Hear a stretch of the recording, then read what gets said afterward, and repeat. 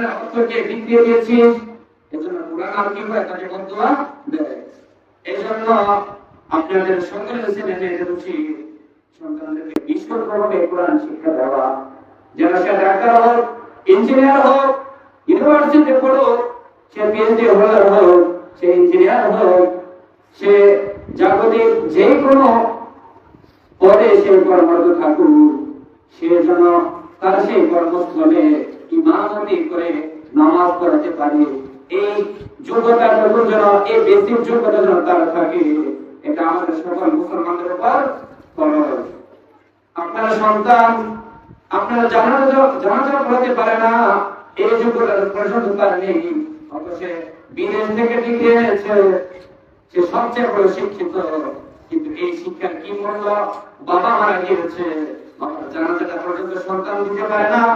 এই শিক্ষা কতটুকু আপনার জন্য উপকারী শিক্ষা হয়েছে? তাহলে ওই শিক্ষাটাই সবচেয়ে উপকারী হতো। সে বিদেশ থেকে পিএইচডি হোল্ডার হয়েছে, পাশাপাশি মসজিদের ইমামতিও সে করতে পারে, প্রয়োজন হলে বাবার জানাজাটা পর্যন্ত পড়াতে পারে, প্রয়োজন হলে মা বাবার নিজের ঘরের ফ্যামিলির জানাজা নিজে পড়াতে পারে। তাহলে এই শিক্ষাই সাফল্যের শিক্ষা, সফল শিক্ষা, সাকসেস এডুকেশন, এটাই হচ্ছে সফল শিক্ষা। যে পিএইচডি হোল্ডার হয়েছে, দেশের সর্বোচ্চ ডিগ্রি অর্জন করেছে এবং মসজিদে তাকে নামাজ পড়াতে দিল, আলহামদুলিল্লাহ সে ইমামতিও করতে পারে, তার কোরআন তেলাওয়াত শুদ্ধ বিশুদ্ধ, সে নামাজও পড়াতে পারে বিশুদ্ধভাবে, জানাজাও পড়াতে পারে। তাহলে এই সন্তানটাই কি সর্বশ্রেষ্ঠ সন্তান, যে মা বাবার জানাজাটা কখনো না।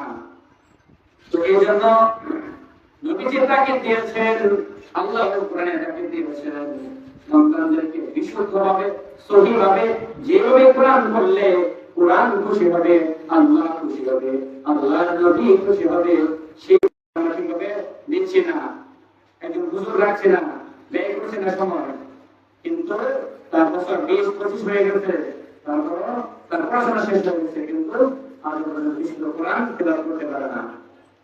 এটা সূরা মুজাম্মিলের 73 নম্বর আয়াত আল্লাহ বলেন, ওয়ারাতিলিল কুরআনা তারতিলা। ও মুসলমানেরা, তোমরা যখন পবিত্র কোরআন তেলাওয়াত করবে, এই কোরআন কোন সাধারণ কিতাব নয়, এটা মহাগ্রন্থ আল কোরআন। এই জন্য এটা পড়ার সময় শুদ্ধভাবে তাকদীরের সাথে সুন্দর আওয়াজে ধীরে ধীরে তোমরা কোরআন তেলাওয়াত করো। তাহলে এটা হচ্ছে 3 নম্বর পয়েন্ট, বিশুদ্ধভাবে কোরআন শিক্ষা করা। যাদের